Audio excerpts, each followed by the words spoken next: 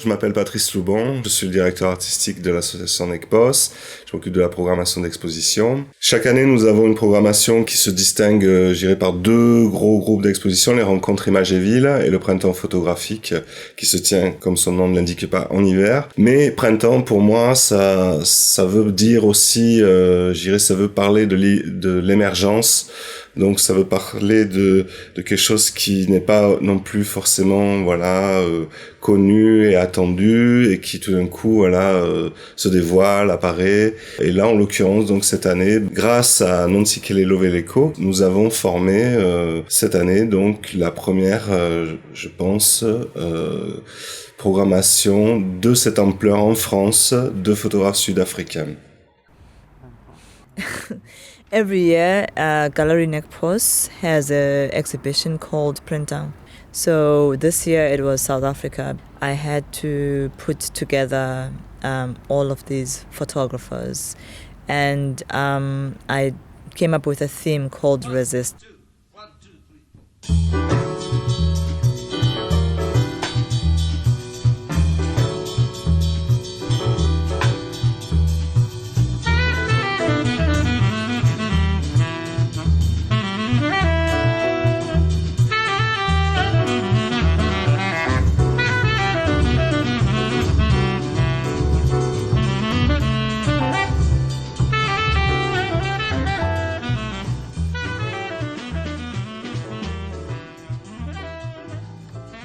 For me, what is interesting in how we look at photography today is that there's a lot of understanding that photographing self is an act of belonging, an act of making self visible, but it also is an act of excluding others.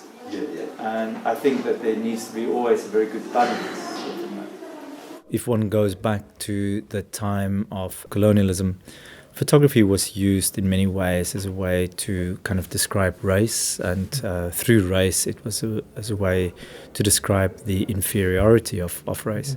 So in South Africa, black people were restricted to certain areas within South Africa, and they only had the right to be in that particular area with a passbook, and the picture on their passbook in many ways determined what race they were. So if very dark pictures, it meant that they were black, and very light pictures, they were light. And in some cases that was used to determine to which schools people go to which areas they could use.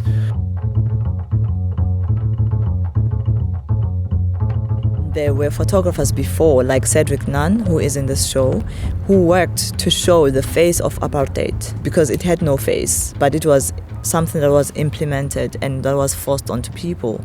And his work is really just looking at his family.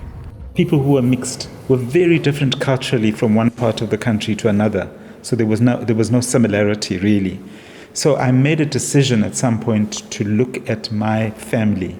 So there is a clan of people that I'm related to, because I had a great-grandfather who was a white man, but he became a Zulu chief, and he ended up having almost 50 wives and over 100 children. I sometimes thought I was betraying them in a way, because I was exposing my family.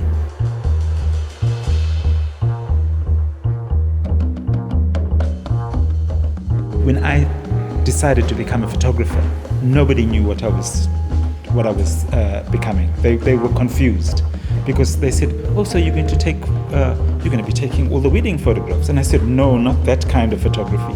And they didn't understand that there was another kind of photography. It was not a job. So I started this project in maybe 1983. It was about identity. And it was about being classified as a mixed-race person, and with the term that they gave to that called coloured. So we were resisting this classification that we knew was about separating us and dividing us so that we could be ruled more easily. You're so serious. I'm serious. I'm more serious than you.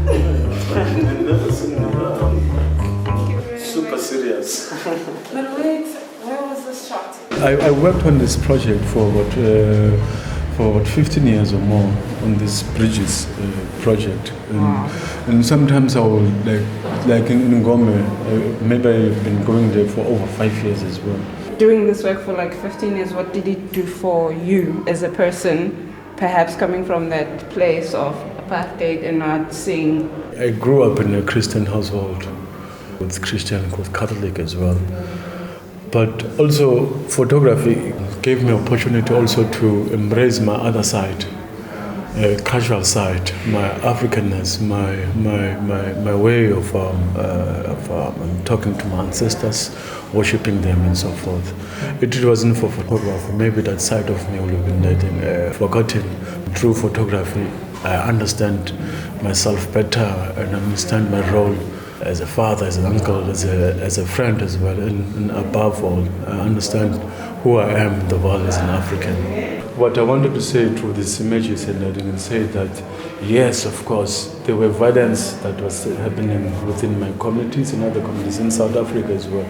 But at the same time, it was not only violence. In life, if you want, it was also normal. People were going to church, people were going to shebeens, people were making love, people were going to parties and so forth. So these are things that are quieter moments of life that I wanted to photograph. Not to be healed, but just to say that there's another view as well. Photography was used as a principal tool in the process of struggle, of emancipation, of the liberation. Previously, it was also very much used as a tool of oppression. And I think at the moment, it's very much a tool for new identities, for people redefining themselves, playing with imaginary. And I think that makes photography very vibrant and interactive in South Africa. When I studied photography, my interest was to tell the other side, not just this one side that was there. So I understood there was the historical apartheid struggle, but also there was something else, and those were the voices that were missing. If you again come from a country that's been telling you who you are, you're also going to question sexual politics. So it could be resistance of the body, how the body is viewed. And it's an international thing. It's not just specifically to South Africa. So they would talk about the nude, for instance. And all of a sudden lately, the world kind of want to be in denial of the nude body as an artwork. I was in my 40s. And so when you're a woman and you're in your 40s, you feel slightly different about your body. Then I was living in London at the time, and in the Old Street tube station, there was an advertisement of ordinary women in white underwear with ordinary bodies. It wasn't retouched. It was women with lumps and bumps, and it was amazing because you never see that in advertising. And then I heard a BBC radio interview which said to me that in South Africa, more and more young black women want to be thin. And so I thought it's a good idea to do a project looking at real beauty.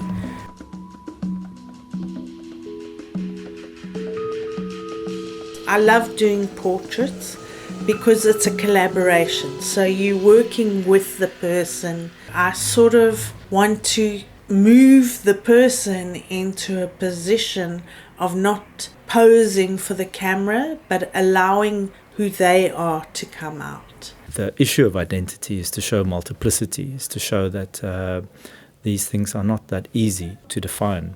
And I think part of that was also to define questions around gender, visual sexuality, as Zanele Moholi is expressing it. I think these voices gave a very particular way of expressing an urgency that otherwise would not be addressed. Let me cut it short. We are friends with Zanele for back then and before she did photography. But more than anything, I ended up in this project because I'm also a black, proud lesbian who lives in South Africa. Especially in Gauteng, we have the highest number of lesbians being killed, raped, molested, and mistreated. So for me to participate, it was to say I do support the struggle or the message that she wants to send across. It's all about standing up and saying, this is who I am, or this is who we are, as Zanele is doing with the exhibition, to say, you can kill us, you can call us what sorts of names. It doesn't differentiate me from being a human being.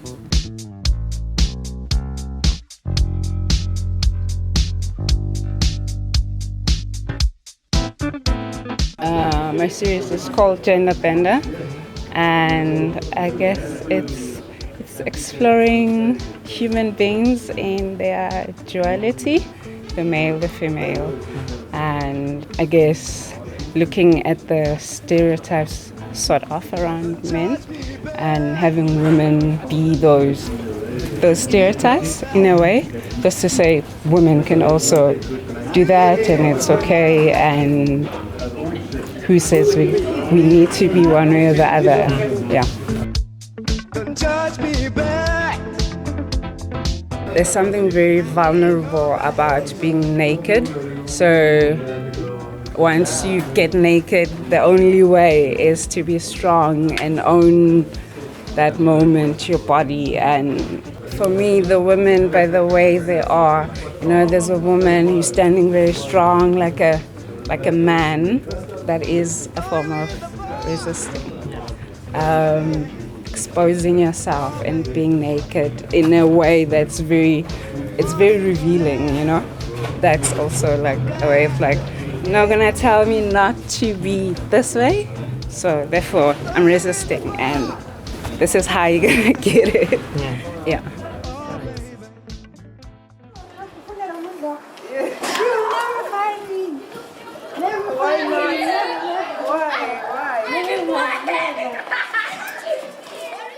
But within this book, then I have like 6 series. The last one is called Water is Ours. And Water is Ours is my current project that I'm still currently working on, and I'm still working on waters. Yeah. I'm from the inland, so I don't have the experience of the sea. And how, as human beings, we relate to the idea of water. We relate in terms of economics, in terms of leisure, in terms of business and so forth, and in spirituality as well. That as this kind of photograph talks about that and allusion to that. And this particular one is so dear to me, tribute to the ancestors of the Middle Passage. This is in New York. Community of New York, they come together and then meet around the sea and pay tribute to those ancestors who never made it to New World setting.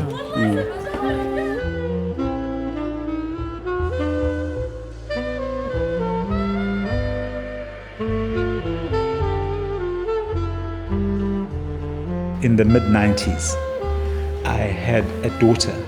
She was maybe 10 or 11 years old or so.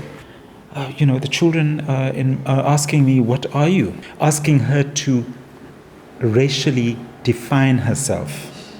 And I was thinking, I had thought at that time that now that we had our democracy and we had our political freedom, that this was an issue of the past. And then suddenly I said to her, you have to tell them you're a South African. And she said, no, they want more than that.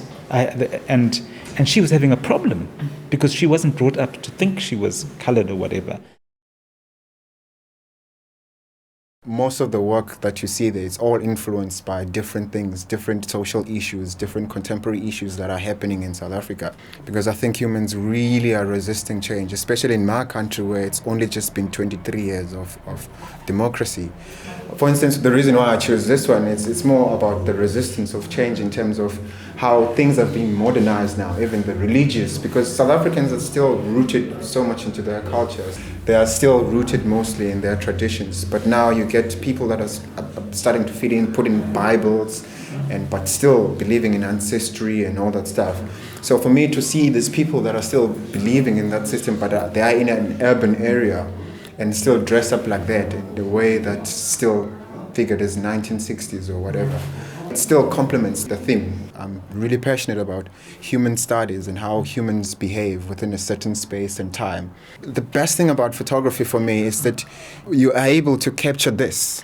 There's no other movement happening, so that you figure it out yourself what else happened or what was happening before. Because you get people that got that small smile, you get the person you could see the vulnerability, you could see that they're not happy at all. Those things are all based on the things that I say sometimes to kind of provoke that emotion, that feeling that you want from someone so that you can capture that facial expression from that person.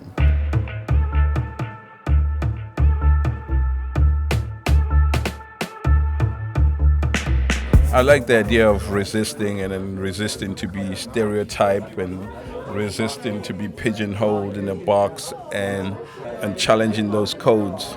I love the whole scene in South Africa. It's kind of ahead of its time as well, and we're lucky because there are many different cultures from Zulu, Tswana, Xhosa, like Pedi, Shangaan. It's all like a little Europe, you know, everybody just smashing one culture with another and then rediscovering new things. And it's been happening for years and years, and because of the internet, people are much more aware of it. We are friends, especially Chris, whose work is behind, and he works a lot with video, documenting South Africa. It's very important to me. That's what I've been doing with my music. So here I feel very connected because they tell the story of South Africa in many different ways. This is only my second exhibition. Yeah. The first one was last year. Mm-hmm. It's very new to me. Mm-hmm. I used to just take photographs and not show anyone. I don't have Instagram or Facebook and all that shit. It doesn't feel right to me, you know, to put my stuff. Even I don't like the feeling I get when I go onto Facebook, you know, or Instagram. If I put something on the internet, I don't like it. I have a Tumblr, but I'm probably going to delete it soon. So I'd rather meet people and show the work physically, like, you know. So I'm very idealist in that way, that I would like to kind of, maybe I'd like to pursue it in a traditional way, you know. And how did you decide to show your work? I entered the Ernest Cole Award. It's an award every second year in South Africa. I didn't win, but John was the judge, and he contacted me, and then from there we started working together. He started becoming my mentor, showing me the ropes, telling me what is shit and what is not shit, and how to approach things, and he learned me quite a lot. He's very good in education, extremely well in teaching people about photography.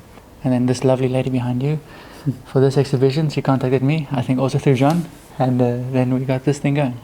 All of the photographers right here in this show, they all have this resistance within themselves to say we continue to speak about this, and it's all in one voice and it's all in one unity, and that's how it came about.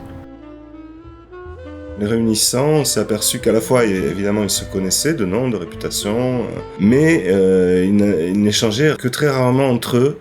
Et donc ce moment a été pour eux un moment très important dans leur vie, je dirais, de photographe et dans l'échange avec leur père. Donc ça a permis de donner une cohérence à leur action individuelle. La résistance leur est familière, leur est commune, chacun à sa manière résiste. Et au-delà de l'Afrique du Sud, donc Nekpos, c'est un peu des résistants dans le coin. Je crois que ouais, on est assez connus pour ça aussi depuis longtemps, et c'est vrai que la question de, je dirais, de l'art et de la culture et de la résistance à beaucoup de choses quoi, hein, qui nous entourent, fait partie de notre culture. Tous les gens qui nous rejoignent et qui nous apprécient et qui travaillent avec nous sont à un moment donné aussi des gens qui se positionnent dans cette logique de résistance et de vouloir essayer de transformer un peu les choses quoi, à notre niveau.